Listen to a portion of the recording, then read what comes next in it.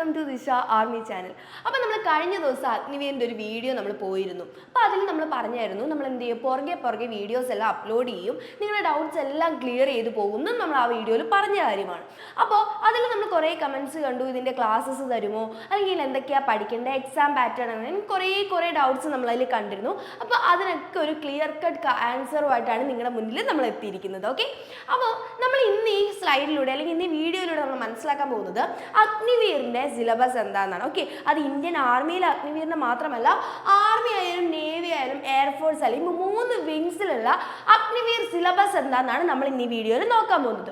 മാത്രമല്ല ഈ സിലബസിന് ഏതൊക്കെ ടെക്സ്റ്റ് പഠിച്ചാലാണ് നമുക്ക് ഈ എക്സാം ക്രാക്ക് ചെയ്യാൻ പറ്റുന്നത്, അല്ലെങ്കിൽ NCERT ടെക്സ്റ്റ് പഠിച്ചു കഴിഞ്ഞാൽ നമുക്ക് ഈ എക്സാം ക്രാക്ക് ചെയ്യാൻ പറ്റുമോ എന്നൊക്കെയുള്ള ഒരു ക്ലിയർ കട്ട് ആൻസർ നിങ്ങൾക്ക് ഈ വീഡിയോയുടെ ലാസ്റ്റ് ആകുമ്പോൾ മനസ്സിലാവും. അപ്പോൾ ആരും തന്നെ വീഡിയോ സ്കിപ്പ് ചെയ്യാതെ ഫുള്ളായിട്ട് കാണാൻ മാക്സിമം ശ്രമിക്കുക. ഓക്കെ, അപ്പോൾ നമ്മൾ വീഡിയോയിലേക്ക് നോക്കുവാണെങ്കിൽ എന്താണ്, അഗ്നിവീറിൻ്റെ സിലബസ് ആണ് നമ്മൾ ഈ വീഡിയോയിൽ പറയുന്നത് അല്ലേ. എയർഫോഴ്സിൻ്റെ ആയാലും നേവിയിലെ ആയാലും ആർമിയുടെ ആയാലും 3 വിങ്സിൻ്റെയും കംപ്ലീറ്റ് സിലബസ് നമ്മൾ ഈ വീഡിയോയിൽ ഡിസ്കസ് ചെയ്യുന്ന കാര്യം ഓർക്കുക. ഓക്കെ, അപ്പോൾ നമ്മൾ ആദ്യത്തെ നോക്കുന്നത് അഗ്നിവീറിൻ്റെ ആർമി എക്സാംസിൽ എന്തൊക്കെയാണ് നമ്മൾ നോക്കേണ്ടത്, ആർമി എക്സാമിൻ്റെ സിലബസ് എന്താണ്, അല്ലെങ്കിൽ അവിടുത്തെ പോസ്റ്റുകൾ എന്താണ്, അതൊക്കെയാണ് നമ്മൾ ആദ്യം നോക്കുന്നത്. സോ ആർമി എക്സാമിനാണെങ്കിൽ നമുക്ക് മെയിൻ ആയിട്ട് എന്ത് പഠിക്കണം, ജനറൽ നോളജ് പഠിക്കണം. ഓക്കെ, ജനറൽ നോളജ് പഠിക്കണം, അതുപോലെ തന്നെ ജനറൽ സയൻസ് പഠിക്കണം, മാത്സ് പഠിക്കണം, റീസണിങ് പഠിക്കണം, കമ്പ്യൂട്ടർ സയൻസ് പഠിക്കണം. ഇങ്ങനെ 5 സബ്ജക്റ്റാണ് നമ്മൾ എന്തിന് പഠിക്കേണ്ടത്, ഈ ആർമി എക്സാം അല്ലെങ്കിൽ ആർമി അഗ്നിവീറിന് വേണ്ടി പഠിക്കേണ്ടതെന്നുള്ള കാര്യം മനസ്സിലാക്കുക. അപ്പോൾ ജനറൽ നോളജിലാണെങ്കിൽ നമ്മൾ എന്താണ്, കറണ്ട് അഫയേഴ്സ് പഠിക്കാനുണ്ട്, ഇന്ത്യൻ ഹിസ്റ്ററി പഠിക്കാനുണ്ട്, പൊളിറ്റി പഠിക്കാനുണ്ട്, ജോഗ്രഫി പഠിക്കാനുണ്ട്, എക്കണോമി പഠിക്കാനുണ്ട്. ഓക്കെ, അപ്പോൾ നമ്മുടെ സോഷ്യൽ കംപ്ലീറ്റ് പഠിക്കാനുണ്ട്, പ്ലസ് നമ്മൾ എന്തും കൂടെ പഠിക്കണം, കറണ്ട് അഫയേഴ്സും കൂടെ പഠിക്കണം എന്നുള്ള കാര്യം കറക്റ്റായിട്ട് ഓർത്ത് വെക്കുക. ഇനി നമ്മൾ നോക്കുന്ന ജനറൽ സയൻസിൻ്റെ കേസിലാണെങ്കിൽ നമ്മൾ അതിൽ ഫിസിക്സ്, കെമിസ്ട്രി, ബയോളജി, അതായത് ക്ലാസ് 10th 12th അതായത് 10th ക്ലാസ്സിൻ്റെയും 12th ക്ലാസ്സിൻ്റെയും ഫിസിക്സ്, കെമിസ്ട്രി, ബയോളജി നിങ്ങൾ എന്തായിരിക്കണം, ക്ലിയർ ആയിട്ട് പഠിച്ചിട്ടുണ്ടാവണം. ഇനി നെക്സ്റ്റ് മാത്സിൻ്റെ കേസിൽ നോക്കുവാണെങ്കിലും ഇതേ പാറ്റേൺ തന്നെയാണ്. അതായത് ക്ലാസ് 10th ആയാലും 12th ആയാലും മാത്സ് നിങ്ങൾ പക്ക ക്രിസ്റ്റൽ ക്ലിയർ ആയിട്ട് എന്ത് ചെയ്തിരിക്കണം, പഠിച്ചിട്ടുണ്ടായിരിക്കും എന്നുള്ള കാര്യം ശ്രദ്ധിക്കുക.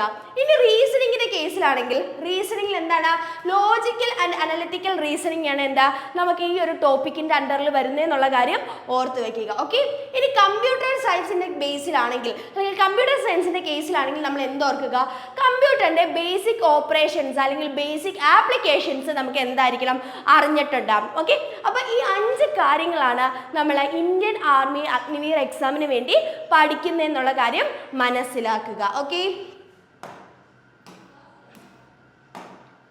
നെക്സ്റ്റ് ഇനി നമ്മൾ ഇതിൻ്റെ എക്സാം പാറ്റേൺ. ഓക്കെ, ഓരോ എക്സാമിനും അതായത് അഗ്നിവീർ ആർമി എക്സാംസിൽ പല പോസ്റ്റിലേക്കാണ് എക്സാം വിളിക്കുന്നതെന്ന് നമുക്കറിയാവുന്ന കാര്യമാണ്. അപ്പോൾ ഓരോ പോസ്റ്റിനും എക്സാം പാറ്റേൺസ്, അതിൻ്റെ നെഗറ്റീവ് മാർക്സ്, എത്ര മാർക്കിനാണ് ഈ എക്സാം, എത്ര ക്വസ്റ്റ്യൻസ് ആണ് ഒരു എക്സാമിനുള്ളതെന്നാണ് ഇനി നമ്മൾ നോക്കുന്നത്. സോ ഫസ്റ്റ് നമ്മൾ നോക്കാൻ പോകുന്നത് ജനറൽ ഡ്യൂട്ടി അല്ലെങ്കിൽ ട്രേഡ്സ്മാൻ. ഓക്കെ, GD അല്ലെങ്കിൽ ട്രേഡ്സ്മാൻ ഡ്യൂട്ടിയാണ്, അല്ലെങ്കിൽ ആ ഒരു പോസ്റ്റാണ് നമ്മൾ ആദ്യം നോക്കുന്നത്. അപ്പോൾ ആ പോസ്റ്റിൽ നമ്മൾ നോക്കാൻ നേരത്തെ നമുക്ക് അതിന് വേണ്ട സബ്ജക്ട്സ് എന്തൊക്കെയാണെന്ന് ചോദിച്ചാൽ GK പഠിക്കണം. ഓക്കെ, നമ്മൾ നേരത്തെ പറഞ്ഞ പോലെ സോഷ്യലിൻ്റെ ആയാലും കറണ്ട് അഫയേഴ്സ് ആയാലും നമ്മൾ എന്ത് പഠിക്കണം, GK പഠിക്കണം എന്നുള്ള കാര്യം ഓർക്കുക. പിന്നീട് നമ്മൾ ഫിസിക്സും കെമിസ്ട്രി ഒക്കെ വരുന്ന നമ്മുടെ സയൻസ് പഠിക്കണം, പിന്നീട് മാത്സ് പഠിക്കണം, പിന്നെ നമ്മൾ എന്താണ് ലോജിക്കൽ റീസണിങ്. ഓക്കെ, അതായത് GK, സയൻസ്, മാത്സ്, റീസണിങ് നമ്മൾ എന്തായിരിക്കണം, നമ്മുടെ GDക്ക് വേണ്ടി അല്ലെങ്കിൽ ട്രേഡ്സ്മാന് വേണ്ടിയിട്ട് നമ്മൾ പഠിച്ചിരിക്കണം. ഓക്കെ, ഇനി ഇതിന്റെ ടോട്ടൽ നമ്പർ ഓഫ് ക്വസ്റ്റ്യൻ എന്ന് പറഞ്ഞാൽ 50 ക്വസ്റ്റ്യൻസ് ആണ് എന്താ ഈ GDക്ക് വേണ്ടിയിട്ടുള്ള അഗ്നിവീർ എക്സാമിനുള്ള കാര്യം മനസ്സിലാക്കുക. ഓക്കെ, 50 ക്വസ്റ്റ്യൻസ് ഉണ്ട്. ഈ ഓരോ ക്വസ്റ്റ്യൻ എന്താണ്, നമുക്ക് 2 മാർക്ക് കിട്ടും. ഓരോ ക്വസ്റ്റ്യനും 2 മാർക്കാണ് നമുക്ക് കിട്ടുന്നത്. അപ്പോൾ ടോട്ടൽ നമ്പർ ഓഫ് മാർക്ക് എന്ന് പറയുന്നത് 100 ആണ്. അതായത് ഔട്ട് ഓഫ് 100 ആണ് നമുക്ക് എന്താ GD ട്രേഡ്സ്മാൻ എക്സാം നടക്കുന്നതെന്നുള്ള കാര്യം മനസ്സിലാക്കുക.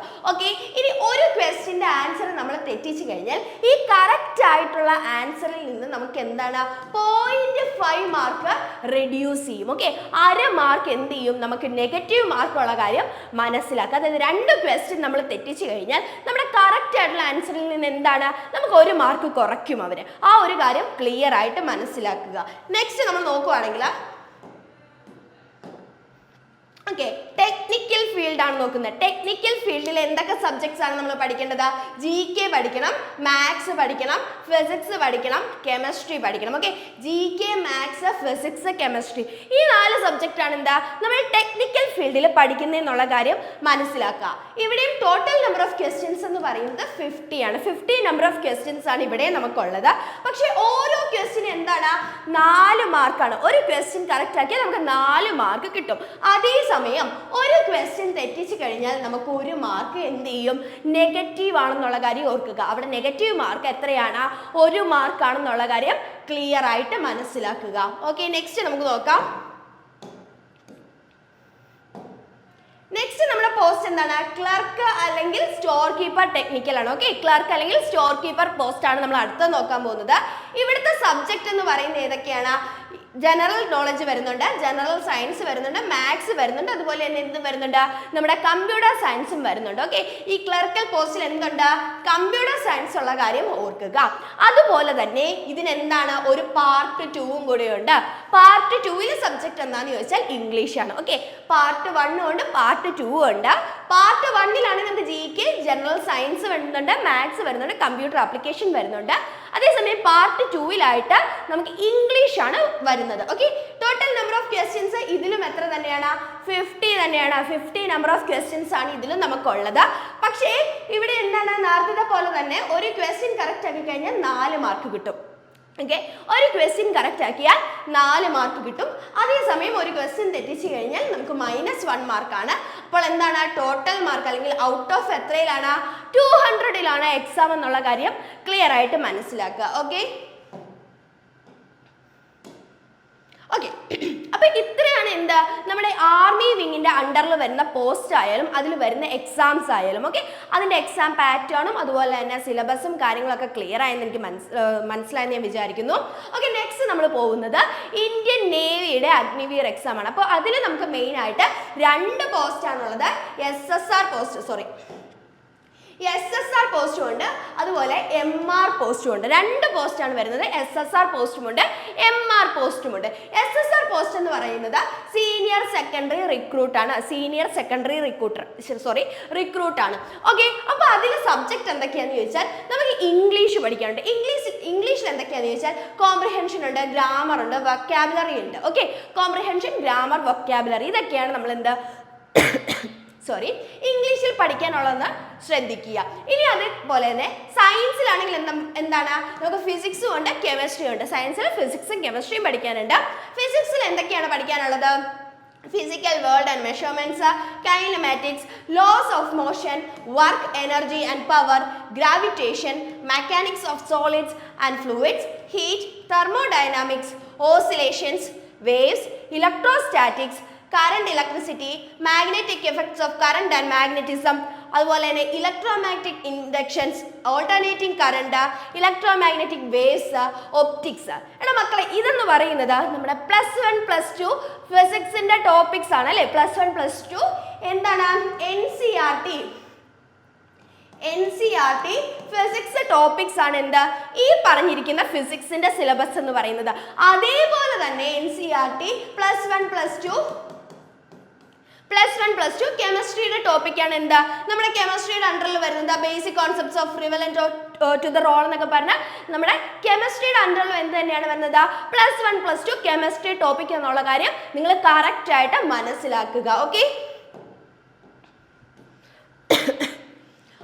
ഇനി നെക്സ്റ്റ് നമ്മൾ മാത്സിന്റെ കേസിൽ നോക്കുവാണെങ്കിൽ നോക്കിക്കേടാ, relations and function, logarithm, complex numbers, quadratic equation, sequences and series, trigonometry, straight line, circle, conic sections, നോക്കിക്കേ, പെർമ്യൂട്ടേഷൻ ആൻഡ് കോമ്പിനേഷൻ. അങ്ങനെ നമ്മുടെ +1 +2 വരുന്ന മാത്സിന്റെ ടോപ്പിക്സ് ആണ് എന്തിൽ വരുന്നത്?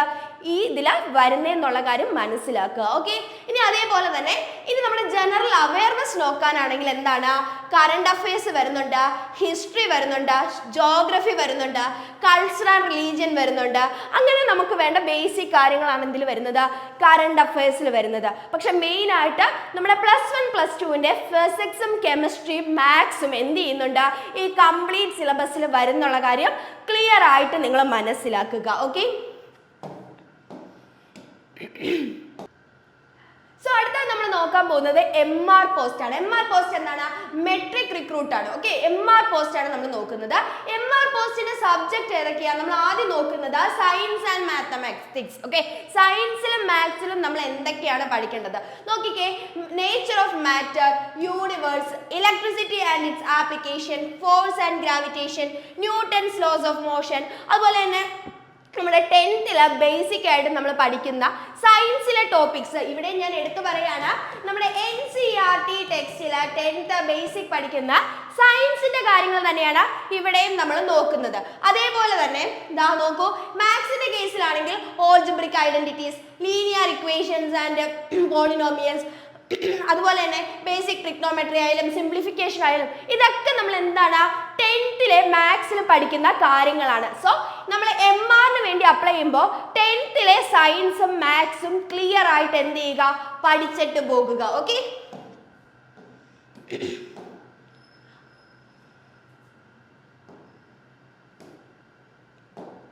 അതേപോലെ നമ്മൾ ജനറൽ അവയർനെസിന്റെ കേസിൽ നോക്കുവാണെങ്കിൽ ജോഗ്രഫി പഠിക്കണം. അതുപോലെ ഇമ്പോർട്ടൻറ്റ് നേഷണൽ ഫാക്ട്സ് അബൌട്ട് ഇന്ത്യനെ കുറിച്ചുള്ള നമ്മുടെ ഫാക്ട്സുകൾ നമ്മൾ പഠിക്കുക. അതുപോലെ തന്നെ ഹെറിറ്റേജ് ആർട്സ് ആൻഡ് ഡാൻസ്, നമ്മുടെ ഇന്ത്യയിലുള്ള എന്താ പറയുന്ന കൾച്ചർ ആയാലും ആർട്സ് ആയാലും ഡാൻസിൻ്റെ കാര്യങ്ങളൊക്കെ ആണെങ്കിൽ നമ്മൾ പഠിച്ചു പോകുക.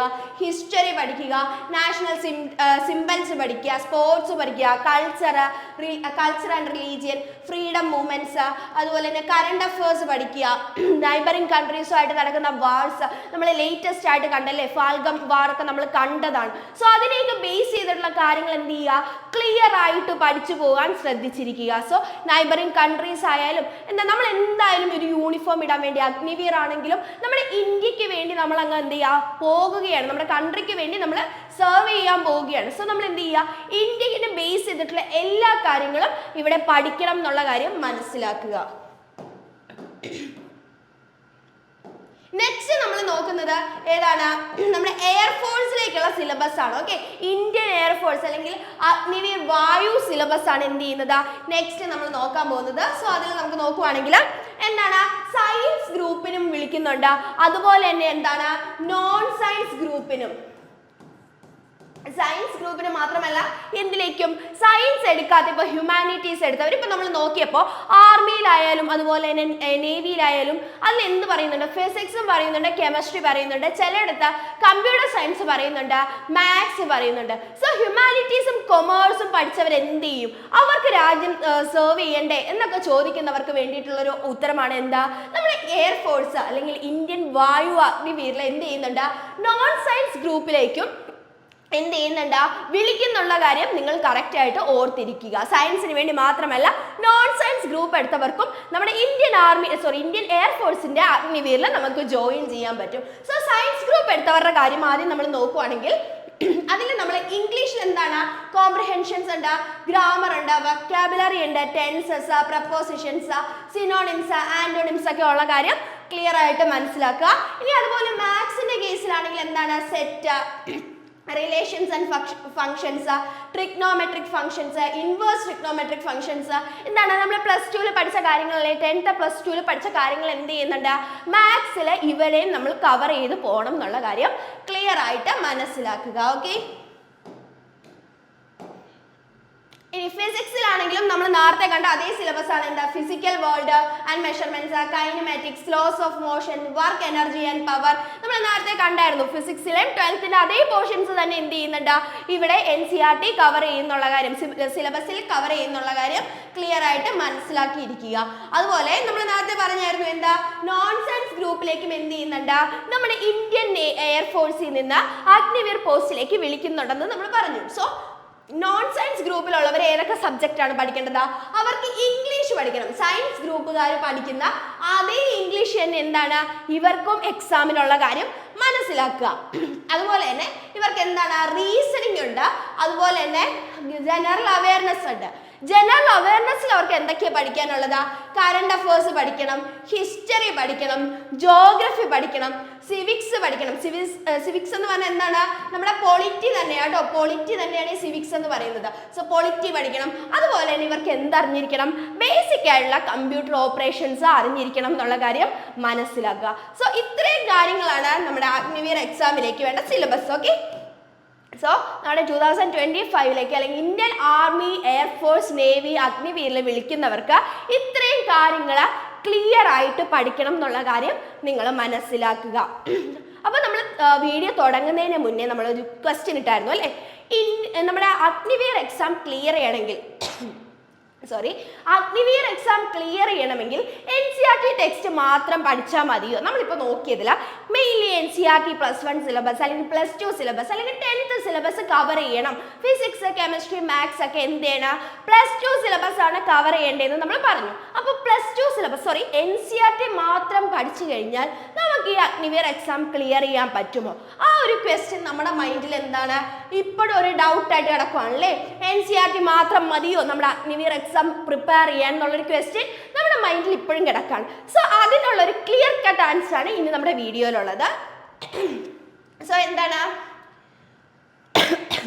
എവിടെയൊക്കെയാണ് നമുക്ക് NCERT ടെക്സ്റ്റ് യൂസ് ചെയ്യാൻ പറ്റുന്നത്? ഓക്കെ, ഏതൊക്കെ ഏരിയാസിൽ നമ്മൾ NCERT ക്ലിയർ ആയിട്ട് പഠിക്കണം, ഏതൊക്കെ ഏരിയാസിൽ നമ്മൾ NCERT പഠിക്കാതെ വേറെ ഏതൊക്കെ ബുക്ക് റെഫർ ചെയ്യണം? ഓക്കെ, ആ ഒരു ക്ലിയർ കട്ട് ആൻസർ ആണ് ഇനി നിങ്ങൾക്ക് കിട്ടാൻ പോകുന്നത്. ഓക്കെ, അപ്പോൾ എവിടെയൊക്കെയാണ് നമുക്ക് NCERT യൂസ് ചെയ്യാൻ പറ്റുന്നതെന്ന് ചോദിച്ചു കഴിഞ്ഞാൽ മാത്സും അതുപോലെ തന്നെ സയൻസും പഠിക്കാനായിട്ട് നമുക്ക് എന്ത് യൂസ് ചെയ്യാം? NCERT ടെക്സ്റ്റ് യൂസ് ചെയ്യാം. മാത്സിനും സയൻസിനും നമുക്ക് എന്ത് യൂസ് ചെയ്യാം? NCERT ടെക്സ്റ്റ് യൂസ് ചെയ്യാം എന്നുള്ള കാര്യം മനസ്സിലാക്കുക. ഫോർ എക്സാമ്പിൾ ഇപ്പം നമ്മുടെ ആർമിയുടെ ടെക്നിക്കൽ GD എക്സാമിൻ്റെ കാര്യം പറഞ്ഞു, അതുപോലെ തന്നെ നേവിയുടെ SSR ആയാലും MR എക്സാം ആയാലും അതുപോലെ തന്നെ എയർഫോഴ്സിൻ്റെ സയൻസ് ഗ്രൂപ്പിലേക്കുള്ള എക്സാം ആയാലും നമ്മൾ അതിൽ പറഞ്ഞ സബ്ജക്റ്റിൽ ഫിസിക്സ്, കെമിസ്ട്രി, മാത്സ് എന്താണ് ക്ലാസ് 9 തൊട്ട് 10th വരെയുള്ള ഫിസിക്സ്, കെമിസ്ട്രി, ബയോളജി, മാത്സ് അതുപോലത്തെ കാര്യങ്ങളൊക്കെ ക്ലിയർ ആക്കാൻ എന്ത് തന്നെ വേണം? NCERT ടെക്സ്റ്റ് തന്നെ വേണം. സോ ആ ഒരു കേസിൽ NCERT ടെക്സ്റ്റ് എന്താണ്? നമുക്ക് അവിടെ ഒരു ക്രൂഷ്യൽ ആയിട്ടുള്ള ഒരു സംഭവമാണ്. കാരണം അത് നമുക്ക് NCERT തന്നെയാണ് ആവശ്യമുള്ളത്. ഓക്കെ, നെക്സ്റ്റ് നമ്മൾ എന്താണ്? ഫിസിക്സിന്റെ ഫോർമുലാസ് ആയാലും അല്ലെങ്കിൽ ലോസ് ആയാലും ഇനിയിപ്പോൾ മാത്സിന്റെ കൺസെപ്റ്റ് ആയ ട്രിഗ്നോമെട്രി, ഓൾജിബ്ര, കാൽക്കുലസിനൊക്കെ എന്ത് ചെയ്യണം? നമുക്ക് NCERT വേണം. അതുപോലെ തന്നെ കെമിസ്ട്രിയുടെ കേസിലാണെങ്കിൽ അറ്റോമിക് സ്ട്രക്ചർ, ബോണ്ടിങ് റിയാക്ഷൻസ് ഒക്കെ പഠിക്കാൻ എന്ത് വേണം? NCERT ടെക്സ്റ്റ് വേണം. അപ്പോൾ നിങ്ങൾ ഓർക്കും, പിന്നെ ഞാനിപ്പോൾ 9ാം ക്ലാസ് മുതൽ 12th വരെയുള്ള NCERT ടെക്സ്റ്റ് വാങ്ങണോ? വേണ്ടടാ, നമ്മുടെ NCERTയുടെ സൈറ്റിൽ തന്നെ എന്ത് കിട്ടും? NCERTയുടെ ടെക്സ്റ്റ് നമുക്ക് ഡൗൺലോഡ് ചെയ്യാൻ പറ്റും. സോ അതിൽ നിന്ന് നമ്മൾ എന്ത് ചെയ്യുക? പോയിന്റ്സ് കളക്ട് ചെയ്തിട്ട് എഴുതിയെടുത്ത് നമുക്ക് പഠിക്കാവുന്നതാണ്. ഓക്കെ, നെക്സ്റ്റ് നമ്മൾ ഇംഗ്ലീഷിന്റെ കേസിൽ നോക്കുവാണെങ്കിലും സെയിം കാര്യം തന്നെയാണ്. 9th മുതൽ 12th വരെയുള്ള ഇംഗ്ലീഷിന്റെ NCERT ഗ്രാമർ പോലത്തെ നമുക്ക് കാണുമല്ലോ വർക്ക്ഷോപ്പ് ബുക്കൊക്കെ നമുക്ക് എന്താണ് NCERT പ്രൊവൈഡ് ചെയ്യുന്നുണ്ട്. സോ ആ ബുക്കൊക്കെ നമുക്ക് എന്ത് ചെയ്യാം? ഇതിന് വേണ്ടിയിട്ട് ഇംഗ്ലീഷ് നമുക്ക് ഓക്കെ ആക്കാൻ വേണ്ടി യൂസ് ചെയ്യാം എന്നുള്ള കാര്യം മനസ്സിലാക്കുക. അതായത് നമ്മുടെ കോംപ്രിഹെൻഷന് വേണ്ടിയിട്ടും ഗ്രാമറിന് വേണ്ടിയിട്ടും വൊക്കാബുലറിക്ക് വേണ്ടിയിട്ടും എന്താണ് ക്ലാസ് 9th മുതൽ 12th വരെയുള്ള NCERT ഇംഗ്ലീഷ് ടെസ്റ്റ് നമുക്ക് യൂസ് ചെയ്യാവുന്നതാണ്. ഓക്കെ, നെക്സ്റ്റ് എവിടെയൊക്കെ NCERT യൂസ് ചെയ്യാൻ പറ്റത്തില്ല? ഓക്കെ, നമ്മുടെ കേസിൽ നോക്കുകയാണെങ്കിൽ ജനറൽ നോളജ്, കറണ്ട് അഫയേഴ്സ്. നമ്മുടെ NCERT ടെക്സ്റ്റിൽ ഒരിക്കലും എന്തായിരിക്കില്ല?